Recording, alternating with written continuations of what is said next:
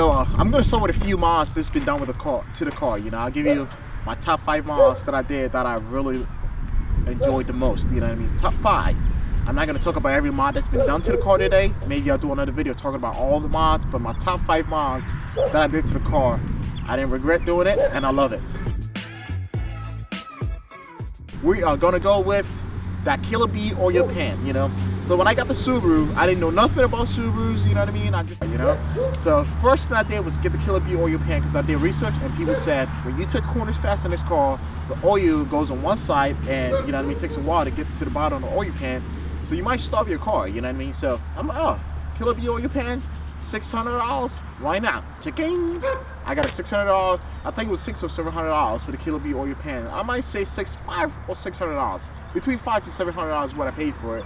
And I did that mod immediately, you know. That was the #1 mod I did to the car immediately after I got my car.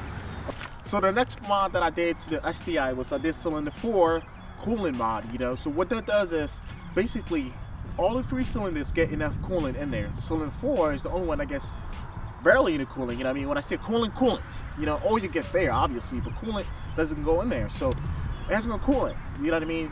And a lot of people recommended that I do this mod, and I was like, I don't know, should I do it, should I not, should I do it, should I not? So basically I kept thinking about it. I'm like, okay, it might be worth it. It's only 90 bucks or 60 bucks or whatever I paid for it. So if you have 100 bucks laying around, you can do this mod to make your STI reliable. And that's the second mod that I did. So sorry, the engine bay is dirty a little bit. I'm gonna have to spend some time cleaning it over the summer this year, you know. The next thing I did to the STI was I did the AOS, which is the air oil separator. This is an IAG brand, so you can see it, IAG on it. What I did is I picked this up used. I didn't buy it brand new. I bought it used. I bought the kit for it brand new. Okay, I bought the catch can itself, then I bought the kit.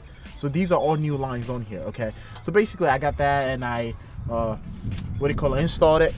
What this does for your car is it separates the air, the oil, you know what I mean, and it separates all that from the oil and the coolant from the car. Okay, because most catch cans, what you do is you get the catch can, it goes in the car, and basically that's it. It's called a day. That's it. But this right here, what it does is it separates your air and your oil, and also what it does also is that it basically doesn't sit there for days, you know what I mean?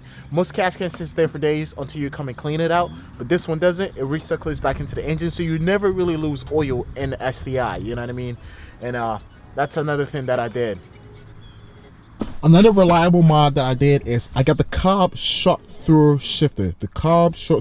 You know, so a regular STI, most of the time the shifter itself sits a little high. With the Cobb one, it's adjustable. You can make it sit lower, higher, however you desire, you know what I mean? And I like my shifter always lower, just because I'm used to the Mustang and then the Focus ST shifter even being lower, you know what I mean? But I did that mod, but when in the process of doing it, I broke something, so this kind of takes forever to go down a little bit. So you have to do it, and then you got to kind of give it a little bit of tap. But anyways, you might not break it, you might be better than me. I'm not a mechanic, so once in a while I break stuff. But I did this mod and it really held my short throws, you know what I mean? So it makes your short throw 20 or 30%, I believe is what Cobb claims.